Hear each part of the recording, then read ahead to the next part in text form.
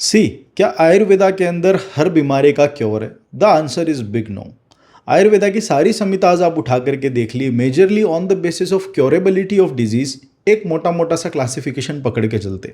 जितनी भी डिजीज होती है वो जनरली दो कैटेगरी में फॉल करती है, साध्य व्याधियाँ और असाध्य व्याधियाँ।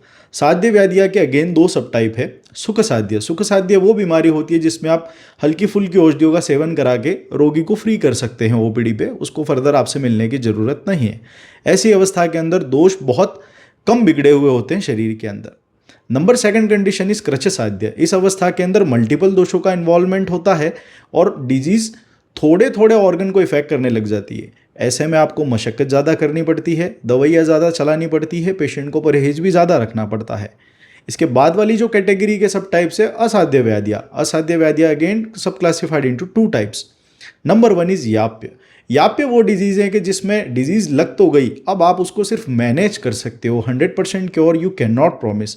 फॉर एग्जाम्पल कैंसर हो गया, डायबिटीज हो गई, या फिर ऐसी अलग अलग सारी बीमारियां जिनके अंदर आप सिर्फ और सिर्फ मैनेज करने का काम कर सकते हो डिजीज को। लास्ट सब कैटेगरी इज अनुपक्रम व्याधियां, या फिर उनका कहते हैं आप प्रत्याख्य व्याधियां।